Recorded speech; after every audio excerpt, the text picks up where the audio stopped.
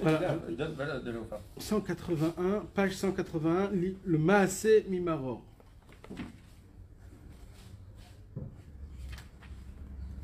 Top. Bezrat Hashem, aujourd'hui on va essayer de raconter une très belle histoire que Rabbeinu il nous a racontée.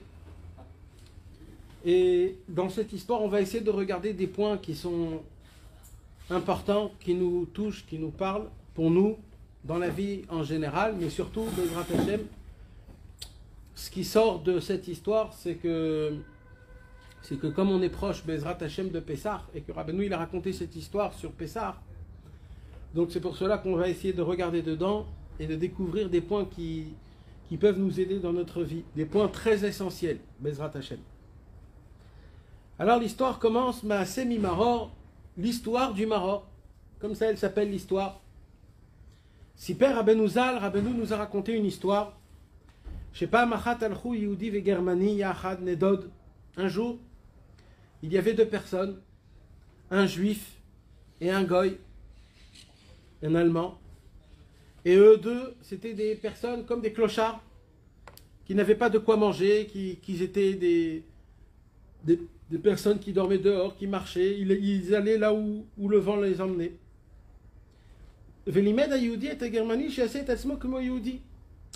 Et le juif a dit au goy, je vais t'apprendre à devenir comme moi. Tu vas tout faire comme moi, comme ça les gens vont croire que tu es un juif.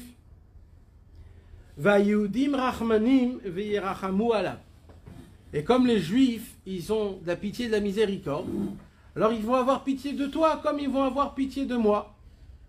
Apparemment, le juif il faisait de la mendicité, le goy aussi faisait de la mendicité. Mais comme les juifs, ils aidaient les juifs, donc le goy il se retrouvait il n'arrivait pas. C'est pour cela que le juif il a dit au goy, déguise-toi comme un juif et moi je vais t'apprendre tout ce qu'il faut faire, comme ça même les juifs ils pourront t'aider. Mais qui van chez Basamour le Pessah, et le temps de Pessah se rapprochait. Limdo Ershitneg, le juif, il a raconté, il a expliqué au goy tout ce que c'est la fête de Pessah, comment il doit se conduire, qu'il puisse connaître c'est quoi le seder, c'est quoi maror, c'est quoi le charoset, c'est quoi les matzot. Chez Ikra Otobalabait à la seder, parce qu'à l'époque, quand il y avait un juif qui n'avait pas où manger ou dormir pendant Shabbat ou pendant les fêtes, toujours il y avait à la fin des personnes qui restaient à la synagogue pour voir s'il reste quelqu'un. S'il restait quelqu'un, il le prenait chez lui à la maison. Mais ça, ils étaient prêts de le faire que si c'est un juif. Si c'est un juif, je t'emmène chez moi à la maison et on fait ensemble le seder. C'est pour cela, le juif, il a dit à son copain, le goy, moi je vais t'apprendre tout ce qui se passe le soir du seder, comme ça tu vas faire semblant que tu es un juif, et comme ça ils vont t'inviter et tu vas kiffer.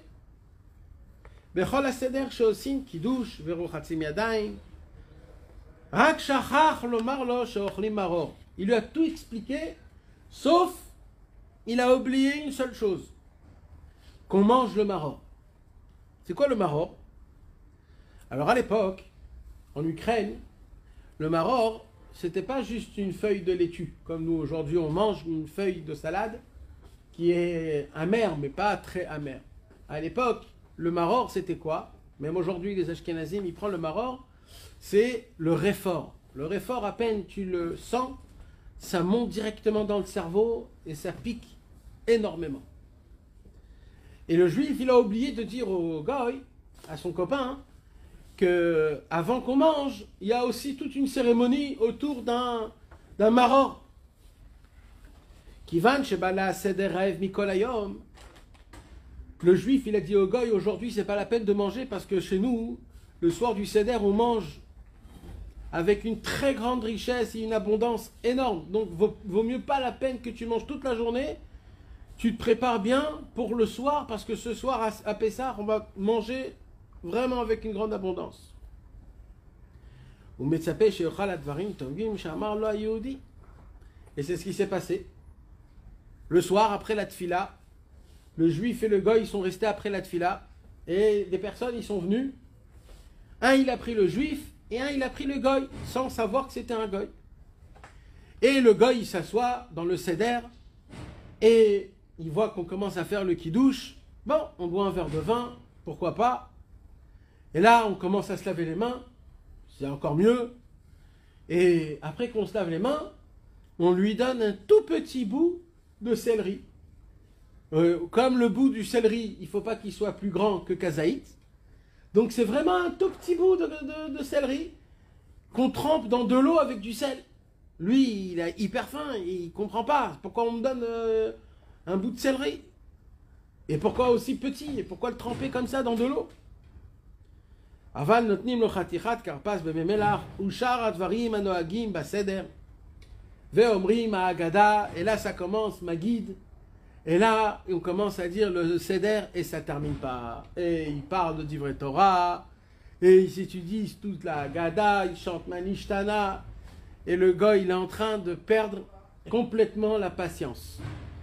Pendant 1 heure il attend, on s'est lavé les mains, on a mangé rien qu'un bout de céleri et pour l'instant il s'est rien passé.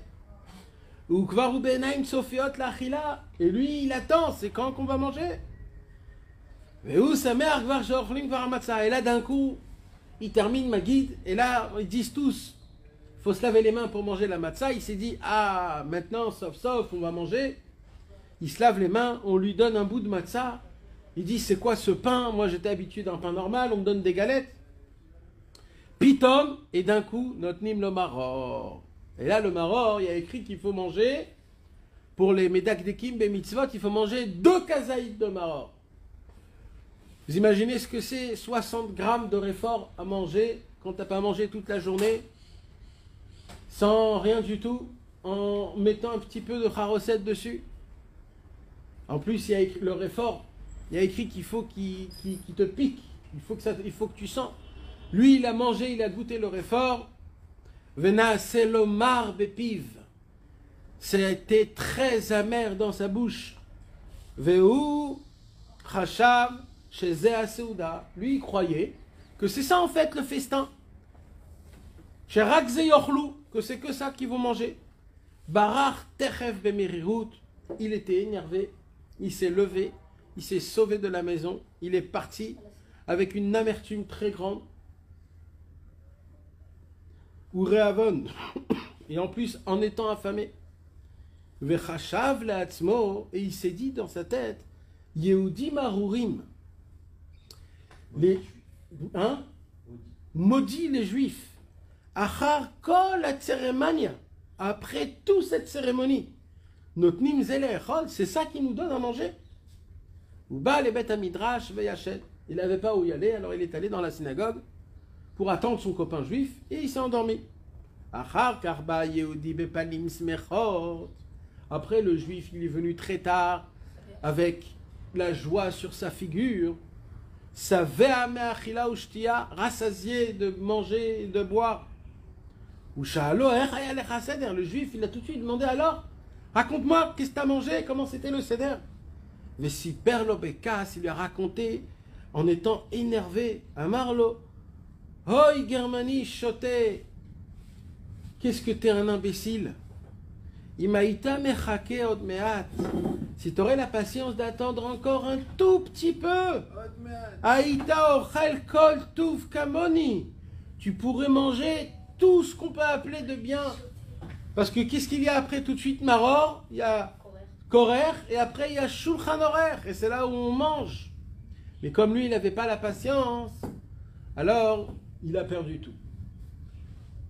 Dans cette histoire, avant qu'on lise ce que Rabbeinu lui-même nous a dévoilé, il y a plusieurs points qu'il faudrait essayer d'éclaircir. Déjà, premièrement, qu'est-ce qui s'est passé pour qu'il se passe cette histoire? C'est qui le fautif dans l'histoire? Quand on regarde l'histoire simple, c'est qui le fautif normalement? C'est le juif. C'est le juif. Pourquoi? Il aurait dû me prévenir. Parce que normalement, il aurait dû raconter au goy qu'il y a ce qu'on appelle un maror, goûte un tout petit peu, et voilà, c'est tout, ça s'arrête là, c'est pas grave, avance. Mais le problème, c'est que le juif ne l'a pas raconté. La question est, est-ce qu'il a fait exprès ou est-ce qu'il n'a pas fait exprès de ne pas raconter? Pour qu'on comprenne ça, il faut que je vous explique quelque chose de très important. Venez, on prend le peuple juif depuis sa création. Depuis le jour où on s'est mis au mont Sinaï et qu'on est devenu le peuple d'Hachem. Prenez tout le peuple juif comme une femme. Cette femme-là, elle a eu des enfants et des petits-enfants.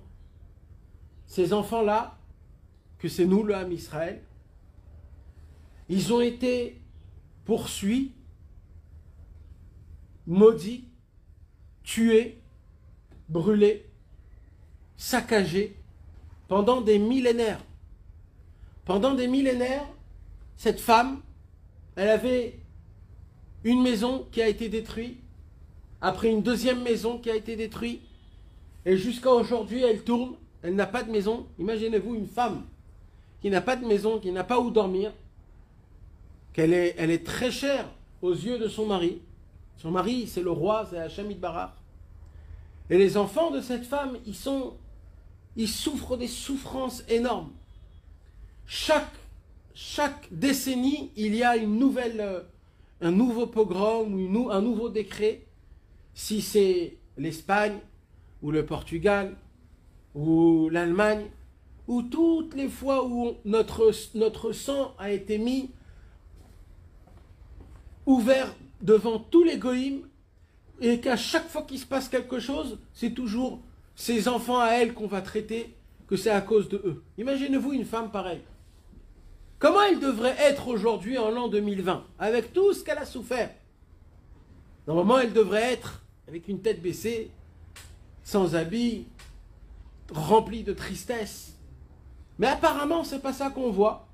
Si on regarde aujourd'hui le peuple juif, qui a été exterminé des centaines de fois, qui a été brûlé, on a enlevé leurs richesses, on les a traités de tous les noms, ça fait des millénaires. Mais regardez-nous aujourd'hui. Aujourd'hui, on est en Eretz Israël, on se bat pour avancer, on se bat pour ne pas regarder ce qui s'est passé à l'époque. Dans le monde aujourd'hui, les personnes les plus importantes, les personnes qui sont riches, il y a toujours des juifs qui sont autour de ces choses-là. Aujourd'hui, le juif, il ne vit pas son passé, il ne vit pas le malheur, il ne vit pas le maror. Akadosh Baruch Hu a donné aux juifs une qualité exceptionnelle. C'est quoi cette qualité? C'est d'oublier le maror qu'on a eu dans notre vie. C'est pour cela que le juif, ici, quand il veut raconter le soir du Seder au Goy, il lui raconte tout, sauf le maror. Pourquoi il ne lui raconte pas le maror? Il a fait exprès, il n'a pas fait exprès. Pourquoi il n'a pas fait exprès? Parce que c'est ça notre nature. Akadosh Baruch Hu a fait rentrer en nous une nature qui est très grande et très belle. C'est qu'on a la possibilité de pouvoir facilement oublier le mal, sauter par-dessus, ne pas rester dedans et se lamenter des problèmes qu'on a. Si Chazvé Shalom, nous on ne serait pas des juifs, alors normalement on devrait souffrir des souffrances énormes. On serait rappelé tout le temps de tout ce qui nous est arrivé. Et toujours on serait resté dans une situation que malheureuse, sans la joie. Mais nous, à chaque fois qu'on fait une fête ou qu'on fait quelque chose, on se rappelle du mal comme si qu'il est bien. Ça veut dire, normalement, le soir du Seder, il ne devrait pas avoir place au maror. Mais il y a place au maror, mais quand il y a place au maror, c'est pas pour se lamenter. C'est on le mange avec un peu de charoset, avec un peu de sucré. On se rappelle de lui juste vaguement, mais on se rappelle de lui comme ça. Mais on ne fait pas un tas, on reste pas trop dans le mal. Akadosh Baruch Hu, il nous a donné cette qualité de pouvoir essayer de sauter. C'est ça, Pessar. Pessar, c'est quoi? Hachem Shepasach al-Bate Bnei Israël.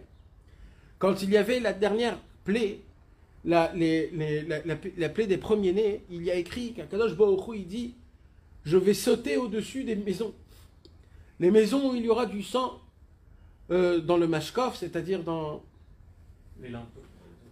Là où il y a la porte, c'est là-bas où moi je sauterai là-bas.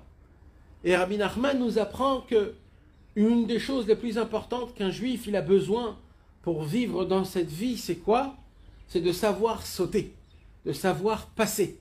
Quand il y a quelque chose, l'otzrichim leitakev, comme on dit.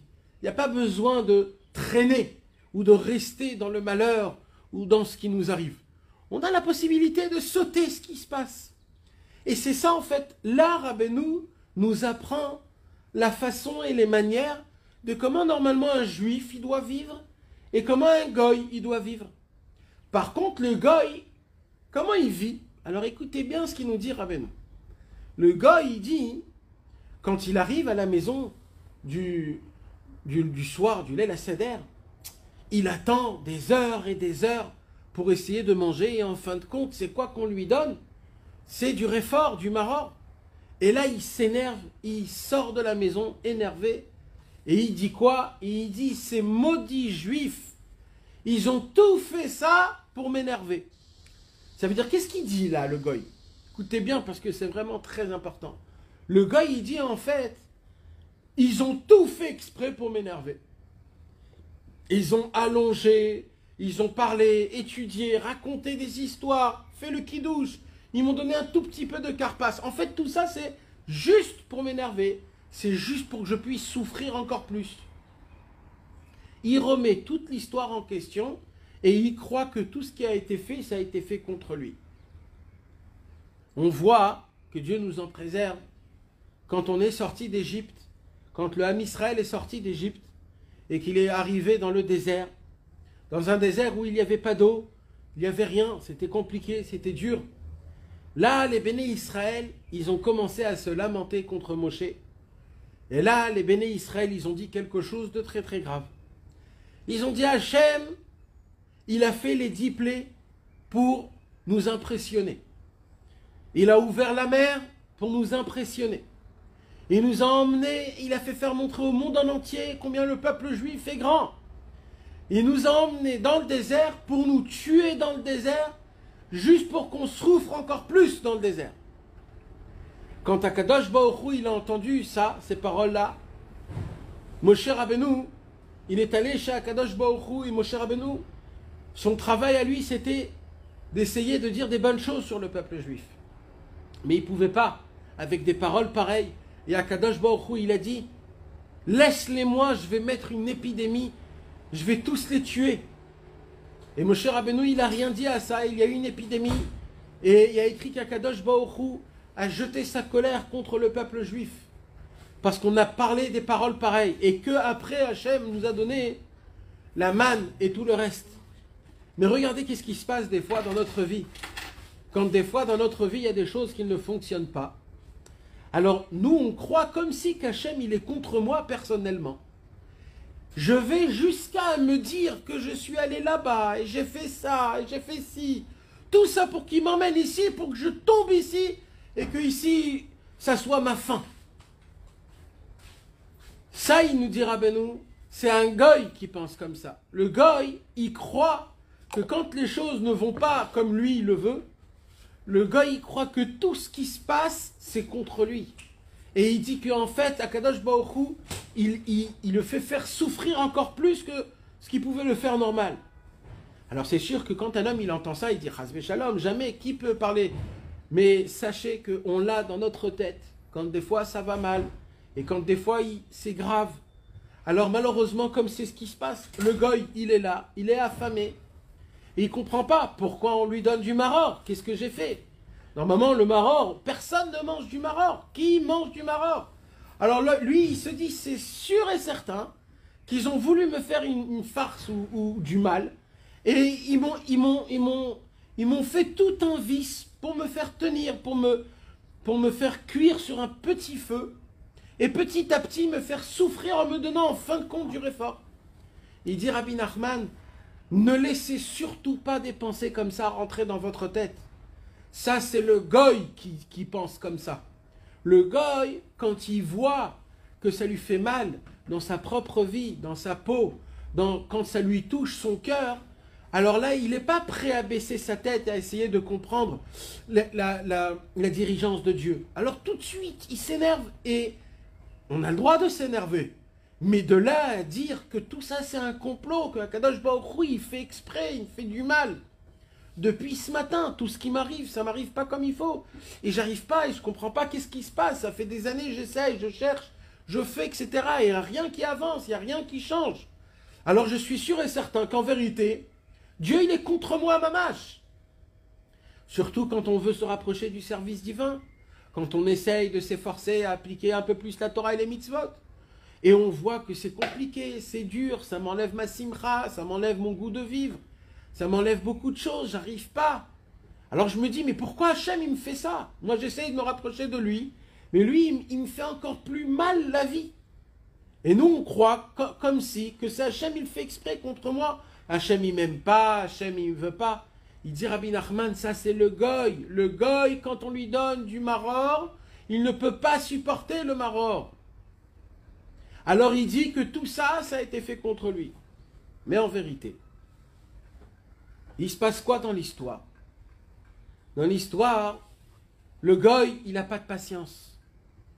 Il n'a pas de patience. Le juif, par contre, quand il mange le maror, ça a exactement le même effet que le goy.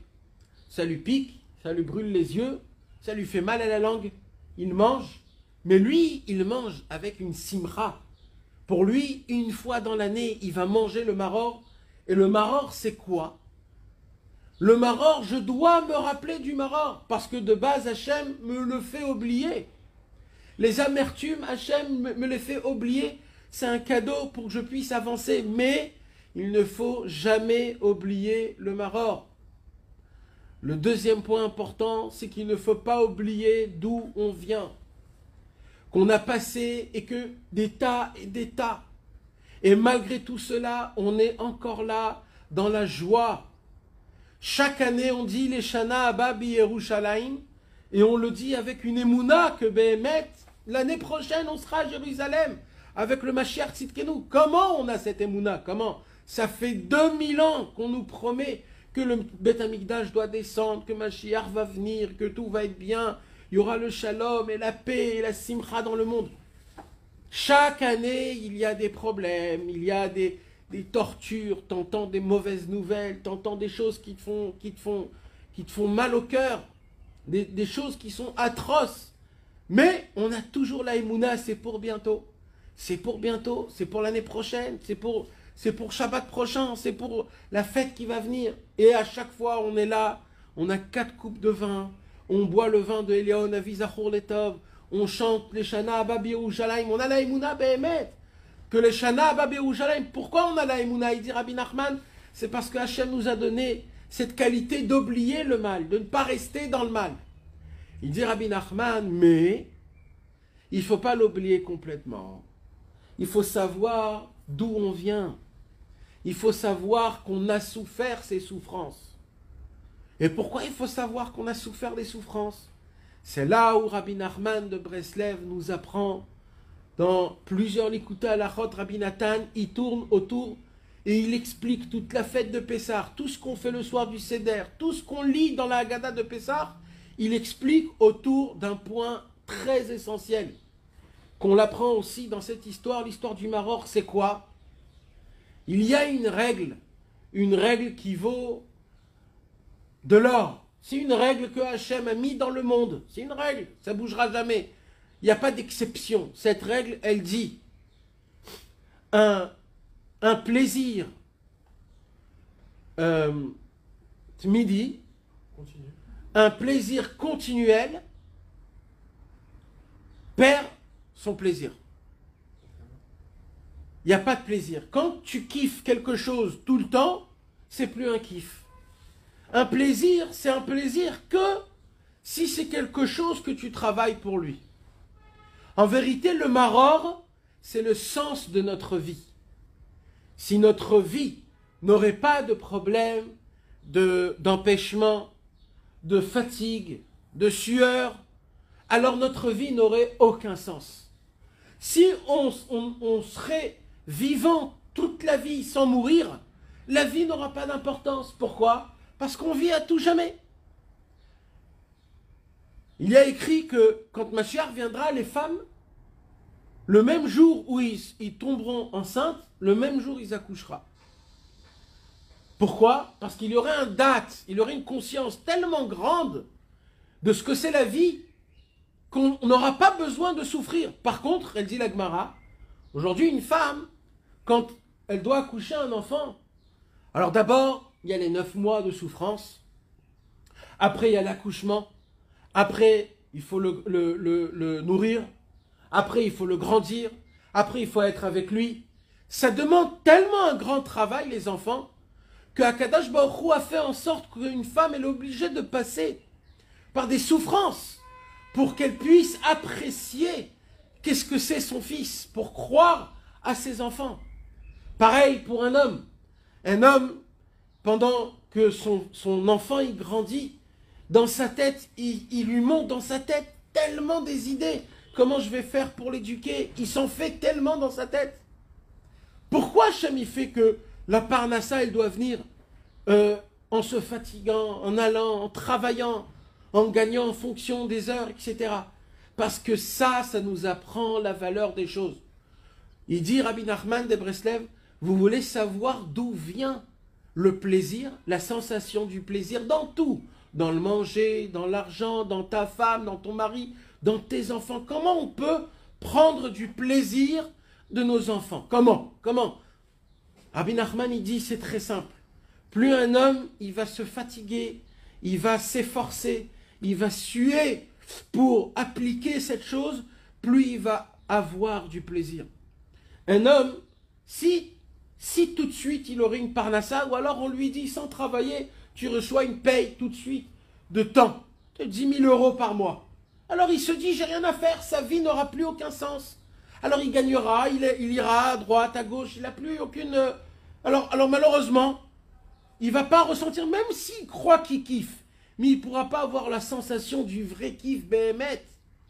C'est une des raisons pour laquelle Akadosh Baruch Hu aussi, il nous a donné les halachot de Tarat HaMishpacha, où il y a des périodes où un homme il peut toucher sa femme, et il y a des périodes où un homme il doit être loin de sa femme. C'est quoi? C'est toujours le même point, le point d'éloignement pour apprécier le rapprochement plus tard. Le maror, c'est le secret de toute notre vie. Tout ce qu'Akadosh Baruch Hu nous envoie dans notre vie, si des fois c'est des maladies, si c'est des souffrances, si c'est des problèmes avec la famille, si c'est des problèmes dans le travail, si c'est des problèmes même moralement, mentalement, il faut savoir que ce n'est pas des problèmes, ce n'est pas des empêchements pour vivre. Ce sont juste des élans pour qu'on puisse apprécier encore plus le goût de la vie, le goût de notre foyer, le goût de nos enfants, le goût de notre famille. Malheureusement, quand tout va bien, on n'apprécie pas. Il y a un exemple à ça qui est très, très, très simple. Il y a des gens qui partent faire du ski. Le ski, c'est un kiff. Tu es là-bas, tu skis des montagnes et des montagnes. Mais à l'époque, le ski, il était meilleur qu'aujourd'hui. Parce qu'aujourd'hui, quand tu vas au Mont Hermon, par exemple, alors tu as une piste, une très grande piste, où tu descends. Quand tu descends, tu as, on va dire, 4 minutes d'adrénaline dans ton cœur qui bat à fond. Tu descends une piste exceptionnelle, tu fais des accrochages à droite, à gauche. Et dès que tu arrives en bas, il y a un télésiège qui vient et qui te ramène en haut. Et toi, tu retombes, tu refais la piste. Et toi, tu crois que tu as kiffé. Mais en vérité, le kiff, il n'est pas là. Si un homme, il veut vraiment kiffer là-bas, par exemple, il faut qu'il essaye de remonter la piste avec tous ses skis. Et là, quand il monte, quand il souffre un petit peu, c'est dur, il marche. Là, il ressent, la difficulté de ce que c'est de remonter la piste. Mais cette fois-ci, qu'est-ce qu'il fait? Quand il arrive au sommet et qu'il descend de la piste, là, il comprend qu'est-ce que c'est le kiff. Là, il ressent mamache, la sensation de qu'est-ce que c'est de glisser, de descendre la piste. Par contre, celui qui le monte avec un télésiège, il ressent la sensation peut-être 10%. Mais quand un homme, il le refait, il sait monter, il sait redescendre, là, il peut avoir la sensation du 100%. Maintenant, quand la personne, il remonte la montagne, il dit, oh là là, quelle souffrance, on est venu ici pour kiffer en vacances, et on doit porter les skis, on doit marcher, c'est compliqué, c'est dur. S'il prend ça comme un malheur, alors le pauvre, il comprend pas qu'est-ce que c'est la vie. Il est complètement à côté de ce qu'il faut être. Mais quand un homme, il monte cette piste de ski, et qui se dit, je l'ai fait tout à l'heure en descendant, en glissant, maintenant je vais apprécier ce que c'est d'un autre côté pour apprécier ce qu'il y a dans l'autre niveau. Quand un homme, il arrive à découvrir ce point, il arrive à surmonter et à ressentir des sensations qui sont beaucoup plus grandes. Malheureusement, l'être humain, comme il a cette sensation du tout qui va vite, et que tout on obtient avec une vitesse, et que tout on veut que ça soit à notre portée de main, on perd malheureusement le goût de la vie. C'est la raison pour laquelle Akadosh Baruch Hu, il a fait en sorte que le monde est fait de montée et de descente. La musique est fait de montée et de descente. Le cœur, quand il bat, il est fait de montée et de descente. Dans la vie, quand tu es né, tu es bas. Quand tu es grand, tu es haut. Et quand tu deviens vieux, tu es encore bas. C'est aussi des montées et des descentes. Le cycle de la vie est un rond. Des fois, tu es en haut, des fois, tu es en bas. Le secret de la vie, c'est quoi? Regarde le but des choses qui t'empêchent dans ta vie, de tous les empêchements. Regarde le but qui se cache derrière le maror, derrière l'amertume. Le goy, il n'avait pas la finalité. Le goy, c'est pour cela que lui, il reste. Alors, c'est quoi le secret? C'est le secret pour supporter la sensation du maror. Parce que la sensation du maror, elle est compliquée. Le goy, il ne pouvait pas supporter une seule seconde. Il dit, ça pique partout, ça pique de tous les côtés. En plus, j'ai faim, amer. T'imagines quand quelqu'un, il n'a rien dans son ventre, il fait rentrer du maror, ça lui brûle tout son ventre, il ne sait plus qu'est-ce qui se passe. C'est quoi le secret alors? Comment on peut rester pour essayer d'apprécier ou alors de ressentir un petit peu la finalité du maror? Et c'est là où Rabbeinu, c'est ce que le juif, il lui a dit. Imaïta mechake otksat. Le secret du monde, le secret que Rabbeinu, il nous donne, c'est Aïm Aïta Mechake Otksat.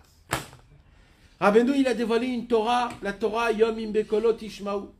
Rabbi Nachman, il est très ouvert et il connaît notre essentiel problème.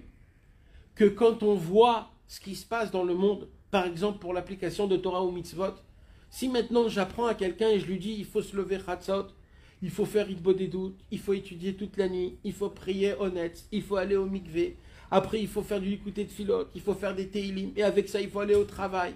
Et après, un homme quand il entend tout ça, il dit ouh là là, mais jamais je pourrais faire tout ça, c'est très compliqué de faire tout ça. J'arriverai jamais. Rabbeinu il dit Nachon, tu n'arriveras jamais.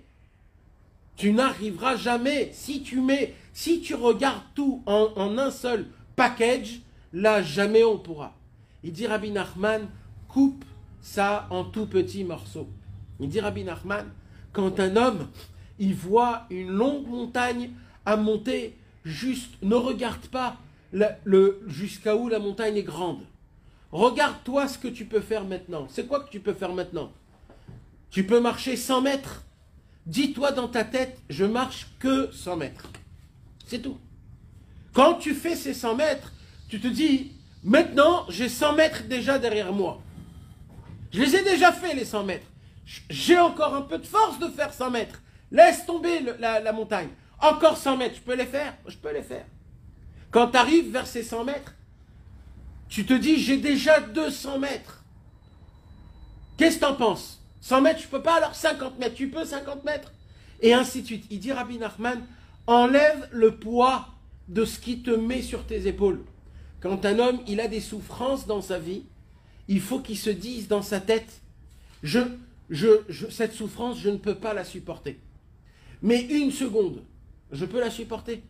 Une minute, je peux pour Hachem la supporter en me disant que cette souffrance, elle va m'avancer.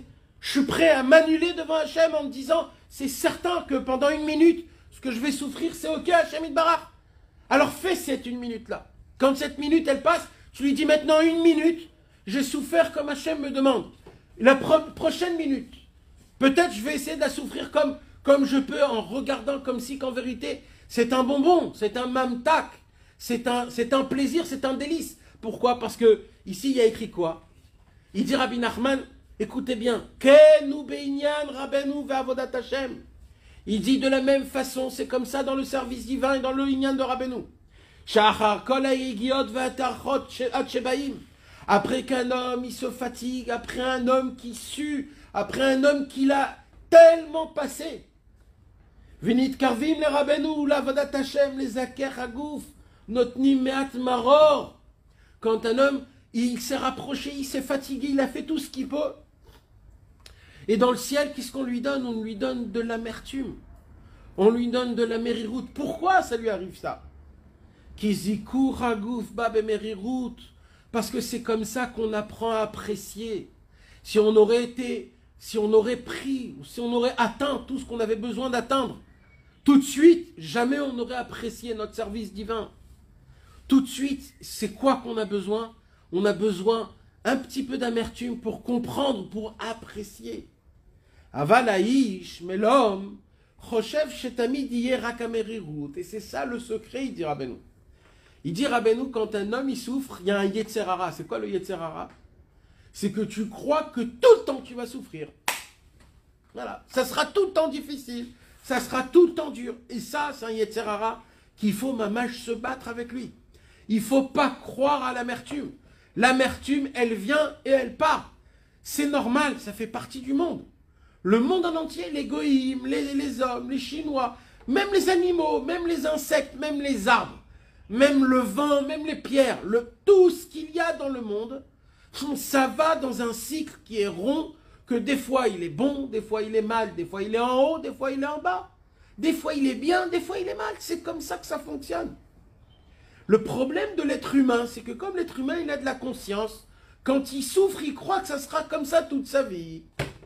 Il dit Rabbeinu, quand un homme, il croit que ça sera comme ça toute sa vie, ça le brise. Et qu'est-ce qu'il fait? Il se conduit comme le goy, il se lève et il s'enfuit.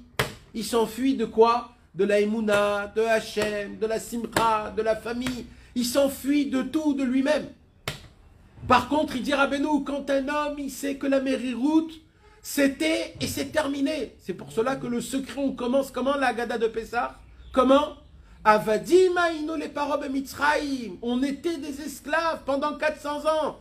Mais c'est passé, c'est passé. Voilà, 400 ans on était, voilà, aujourd'hui on est là, c'est passé. Quand un homme, il se rappelle que la mériroute, le maror, l'amertume, c'est quelque chose qui est là et qui passe. C'est un vent, il y a des tempêtes, les tempêtes, jamais ils restent. Les tempêtes, c'est juste un moment et ça se termine, ça se calme. Quand il y a le brouillard, il y a un moment où le soleil sort après. La nuit, il y a après le jour. Jamais une amertume, elle reste. Mais nous, on oublie ça, malheureusement.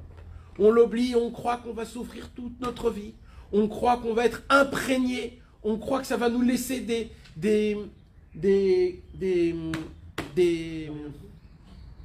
quand on a une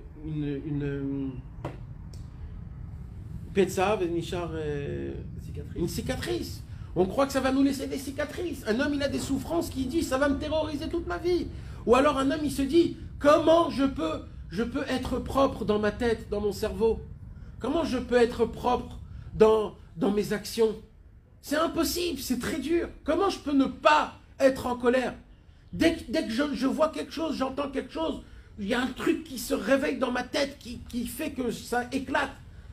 Il y a des gens, ils croient que c'est impossible de changer mes traits de caractère. Jamais je pourrais changer. Jamais je pourrais être propre dans ma tête. Jamais je pourrais être propre dans mon cœur. Jamais je vais changer. Je vais être quelqu'un de positif, quelqu'un qui a... Il y a des gens qui sont certains, mamache, ils sont comme ça. Ça, c'est un homme qui a pris l'amertume de la vie et qui a dit, voilà, c'est comme ça, toute la vie, c'est comme ça. Il dit, Rabbeinu, non, techake od ktsat. Si tu sais attendre Attends. Le secret de la vie, c'est attends. Adam Arishon, s'il aurait attendu, le Etzadat Tovera, il serait permis. Tout le secret de tout, c'est d'attendre. Avram Avinu, il a posé une question, il n'a pas attendu. Yitzhak, Yaakov, Moshe Rabbeinu, tous les tzadikim, ils sont tombés dans le trikat Hasha'a, dit Rabbi Nathan, qu'ils n'arrivaient pas à attendre. Pourquoi? Parce qu'ils voulaient tout de suite réparer le monde. Ils voulaient tout de suite que le Ham Israël, ils ont un tikkun, une tchouva. Mais il fallait attendre, il fallait les hâtes, comme Hachem il le veut. Et même Moshe Rabbeinu, quand il est monté au mont Sinaï, alors il est venu en retard de 6 heures. Et à cause qu'il est venu en retard de 6 heures, le peuple juif qui n'a pas voulu attendre, ils ont fait le veau d'or. S'ils auraient attendu un tout petit peu, le veau d'or ne serait pas. Donc on voit que le problème essentiel, c'est quoi? C'est qu'on n'attend pas. Et regardez comment c'est absurde, parce que tout de suite après le Maror, il y a le Shulchan Aruch. Ça veut dire, c'est pas que c'est très loin, c'est tout de suite après. Normalement, quand un homme, c'est là où il commence à se casser, à se briser, il faut qu'il attende un tout petit peu, encore un tout petit peu. Pourquoi? Parce que ça se pourrait que bientôt, là, dans une minute, ta Yeshua, elle va venir, ta délivrance, tu seras sauvé, c'est terminé. Il faut juste que tu tiens encore un tout petit peu, encore 5 mètres, pour tenir le maximum, le maximum. Il y a marqué Vechashav chez Zéou Asouda chez Ragze Yochlu. Ouais. Et lui, il croyait. Pourquoi? Parce qu'il ne voulait pas attendre. Donc lui, il croyait que toute ma vie, ça sera de l'amertume. Et c'est ça. Il y a des gens qui y croient quand ils sont désespérés. Voilà, c'est ma vie, c'est comme ça. Ça, c'est quelqu'un qui a désespéré de la simcha, il a désespéré de la délivrance d'Akadosh Baruch Hu. Alors lui, il a cru que c'est ça la Seouda, le goy. Alors il est parti. Aval kivan shemechake me'at. Mais quand un homme il est prêt à attendre, vesovel ze'amerirut, et qu'il est prêt à souffrir un petit peu cette petite amertume, me'at mizikur hagouf, parce que cette amertume-là, elle va te former, elle va te créer, elle va te rendre plus fort, elle va t'apprendre à apprécier. Az margish achar kol mine chayut vetanuk, c'est que alors qu'un homme il peut ressentir totalement une vitalité et un plaisir qui est énorme. C'est ce qu'on dit, c'est le secret de ce qu'on dit au début, Halachmania. Quand on dit Halachmania, on dit voici le pain de misère que ils mangeaient les béné Israël en Égypte. Normalement, un pain de misère, c'est quelqu'un qui est pauvre. Donc quelqu'un qui est pauvre et qui a un pain de misère, il ne peut pas inviter des gens. Mais tout de suite après, on dit Kol dirfin yeteveyekol. On invite tout le monde. Comment c'est possible qu'on invite tout le monde après que j'ai dit que je mange un pain de misère? Il dit Rabbi Nathan, parce que quand tu comprends que le pain de misère, c'est ce qui te revient, et pas plus que ça, et c'est toi, et tu l'admets que, Baruch Hashem, tu as ce qu'il faut avec un petit peu de pain et de l'eau, après tu comprends combien tu es riche, parce que tu as beaucoup plus que ça. Et là, tu peux inviter du monde. Quand un homme, il se contente de ce qu'il a, quand un homme, il comprend qu'il est sorti du ventre de sa maman tout nu, et que de base, il ne redevient rien. Rien ne doit lui arriver, mais quand même, Hachem, et lui, la personne, elle se contente un petit peu. Alors c'est là qu'un homme, il arrive réellement, Béhémet, à découvrir combien cette personne est riche. Et ça, c'est pareil dans le service divin. Pourquoi on mange du karpas? Il dit Rabbi Nathan, on mange du karpas parce que le karpas, c'est un manger que les animaux, ils mangent. C'est normalement les animaux qui mangent. Mais moi, je me dis, voilà, même avec ce petit bout de karpas, de céleri, je me contente et je suis très content. Il dit Rabbi Nathan, quand un homme il dit ça, tout de suite il a la possibilité d'ouvrir sa bouche. Et après Karpas, il y a Maguide. Son cœur il s'ouvre, il commence à raconter combien Kadosh Baruch Hu lui a fait des miracles en Égypte, etc. Parce que le secret dans la Vodat Hashem, c'est d'avoir des grandes volontés, d'avoir des très grands rêves, mais de se contenter du minimum, le minimum, parce que de base, de là où je viens, de là où je suis né, de là où je me suis créé depuis l'Égypte. J'étais, pour ma première fois, esclave. Et de l'esclavage, Hachem m'a sauvé de ce titre qui s'appelait esclave. Et je suis devenu l'esclave d'Hachem en étant son fils. Ça ne s'appelle plus un esclavage. Et c'est ça le service divin. Et c'est ça tout ce qu'un homme il doit se rappeler. Quand un homme, il se rappelle de ce qu'il était à l'époque par rapport à ce qu'il a aujourd'hui. Il se dit, Baruch Hachem, je suis un riche aujourd'hui. parce que je fais Shabbat, parce que je fais Kippour, je suis content de faire la Troumot ou Masrot, je suis content de faire tout ce que je fais, les mitzvot. Alors bien sûr, il y a encore plein à faire, mais déjà le petit peu que je fais, je suis énormément content. Quand un homme, il se contente d'un tout petit peu, alors là, il a la possibilité d'être content tout de suite après. C'est ça la raison pour laquelle, une des choses que Rabbeinu il nous apprend, l'histoire du Maror, premier point, c'est de savoir qu'on a une bonne qualité, nous, le Ham Israël, c'est d'oublier le mal. Mais d'un autre côté, il ne faut pas oublier le mal complètement.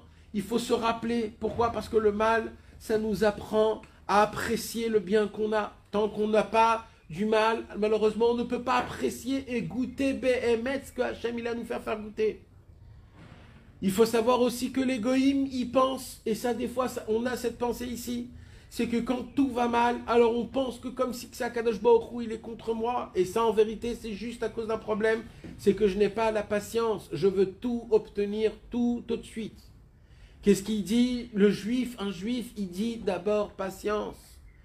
Essaye de goûter le maror, essaye de voir comment le maror, il a quand même derrière lui un tout petit peu de charosette, il a du sucré, il a à côté de lui toujours du bien. Batsar, Ichaftali, dans l'étroitesse, il y a toujours une archava. Et quand un homme il se rappelle tout ça et qu'il sait qu'en vérité, le maror, c'est le but de la vie pour qu'on puisse apprécier notre vie, pour qu'on puisse apprécier chaque seconde de notre vie, pour qu'on puisse apprécier le Shabbat, le manger, les habits, la famille, toutes les bonnes choses qui nous arrivent. Il faut qu'il y ait toujours son contraire pour qu'on puisse goûter Béhémet ce que c'est tout ce qui se passe. Et quand un homme il est prêt, il comprend, il admet ça, sa vie est meilleure parce que tout ce qui lui arrive de difficulté, pour lui il se dit, on veut faire en sorte dans le ciel que je puisse apprécier encore plus cet avodat Hashem. Quand un homme il sait patienter, quand un homme il essaye comment supporter l'amertume, on a dit un petit peu par un petit peu, un petit peu par un petit peu, surtout de se dire et de se rappeler que le mal, que l'amertume, ça ne sera pas toute une vie, ça ne sera pas toute une éternité, ça c'est juste momentané, c'est juste quelques heures, après ça va partir, ça va revenir mais ça va repartir, donc c'est juste, je peux le supporter. Tout homme peut supporter la plus grande souffrance s'il sait que la souffrance elle est 1 minute ou 5 minutes ou 10 minutes. Si on lui dit mais fourrache, voilà, ça sera une souffrance de 10 minutes. Alors tout homme il est prêt à l'affronter parce qu'il sait que 10 minutes plus tard, il n'y a plus rien. C'est ça ce qu'on doit se dire. On doit se dire dans ce monde-ci, la souffrance en fait elle donne un sens à la vie après.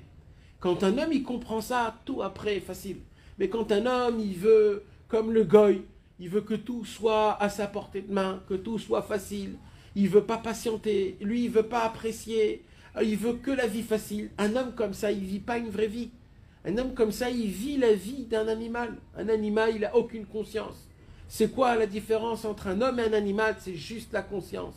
Mais il faut que la conscience, elle soit dans le bon chemin, dans le droit chemin, en comprenant et en sachant que tout ce qu'Hachem il fait, c'est pour le bien, et que Hachem, il nous aime, et que tout ce qui se passe dans notre vie, matériellement ou spirituellement, c'est toute une histoire qu'Akadosh Baruch Hu, il veut nous rapprocher de lui par pitié, par miséricorde, en nous construisant bien comme il faut, en étant des personnes fortes, des personnes dures, des personnes qui ont des très bonnes qualités. Ou pas que si un petit vent il vient, on tombe par terre, ou s'il se passe quelque chose, tout de suite on tombe. Non, Hachem il veut qu'on soit des forts, comme un tronc qui est bien scellé sur terre, enraciné avec des racines énormes. Mais c'est quoi la racine? La racine, c'est la Emouna. La Emouna, c'est quoi? C'est ça qui nous fait faire très fort, qui nous fait pas faire tomber. C'est quoi? Qu'on sait que tout ce qui se passe, ça vient d'Akadosh Baruch Hu, que tout est pour le bien, que tout est pour me construire, que tout en vérité c'est de l'amertume pour que moi-même je puisse apprécier la vie telle qu'elle, même matériellement, même dans le travail, même dans les choses les plus simples possibles. Mais quand un homme, et c'est ça le secret du maror, quand on va manger le maror à Pessah, sachez qu'il y a dans le goût du maror, alors déjà une chose il faut savoir, si vous pourriez tous essayer avec le maror, avec les feuilles de laitue, d'acheter aussi le réfort. D'acheter du réfort si vous trouvez. Et les garets d'auto, comment on dit, de le râper. Le réfort, il faut le râper et de le manger directement, de le mettre dans un bocal bien fermé pour pas que l'air y sorte. Et dès que le seder, il est là, quand on arrive à Maror, de manger le vrai Maror. Il dit Rabbi Nachman, car il faut savoir que toutes les amertumes, toutes les souffrances qu'il y a dans le monde, il se trouve dans le Maror. Quand un homme, il est prêt à manger le Maror, Bessimcha, en fait, dans sa tête, il se dit, je suis prêt à Hashem Yitbarach, à tout ce qui se passe dans ma vie, qui soit difficile, de le prendre Bessimcha, Behemet, et qui passe très vite, de la même façon que le Maror, tu le prends, tu le manges, tu l'avales. Et tout de suite après, il n'y a plus ça. De la même façon, tout le mal, Bezrat Hashem, il passera. Et il dit Rabbeinu aussi dans Sefer Amidot, un kazaït maror, le kazaït du maror de Pessah, le premier kazaït du maror de Pessah, c'est une très grande ségoula pour la parnassa. De la même façon qu'il y a une très grande amertume pour amener la parnassa à la maison, parce que des fois, déjà il faut gagner de l'argent assez que tu as besoin. Après, il faut que ça soit dans un endroit que tu aimes travailler. Après, il faut que le travail lui-même, il fonctionne. Et il y a tellement de situations pour qu'un homme il puisse ramener de l'argent chez lui à la maison que c'est une amertume qui est très grande. Il dit Rabbi Nachman, sachez que quand un homme il va manger le maror à Pessah, il faut qu'il ait la kavana que toutes les amertumes que j'aurai dans mon travail pour la parnassa ou pour me rapprocher d'Hachem, que toutes les amertumes, ils passent maintenant dans le maror et que je le mange besimra maintenant et que j'ai pas besoin, chas v'shalom, de tomber dans des amertumes pendant toute l'année. Quand un homme il est prêt à recevoir cette amertume, il a la possibilité d'enlever toutes les amertumes dans toute l'année, Bezrat Hashem. C'est deux kazaïs, on dit non, de Maror. Nachon. Mais les Hatrila, c'est un seul kazaït. C'est le premier kazaït dans Maror et après dans Korer. Ah, c'est pas dans Maror. Non, il y a kazaït Maror, kazaït Korer.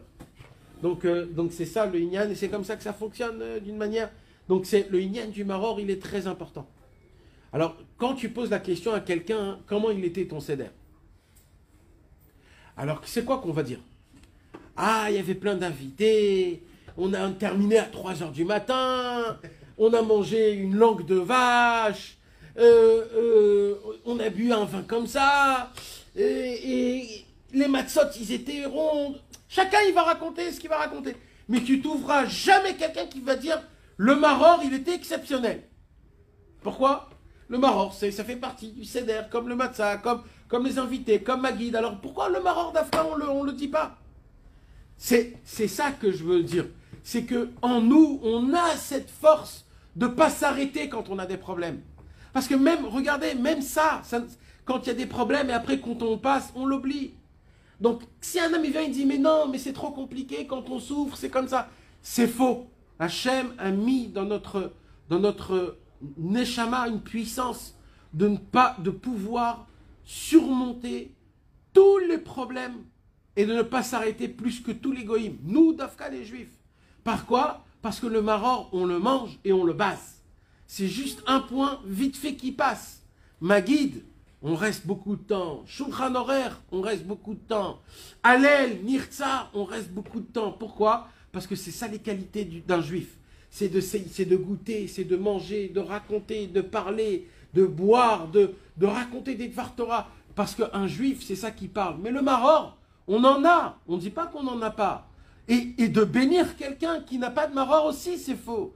Mais juste qu'on puisse avoir la puissance, la possibilité de pouvoir goûter le maror et s'arrêter et terminer. Et de savoir sa place. Il est là, jusqu'à là, pas plus que ça. Ça vient, ça part et c'est terminé. Un homme comme ça, il pourra, Bezrat Hashem, vivre une vie qui soit bonne et sucrée.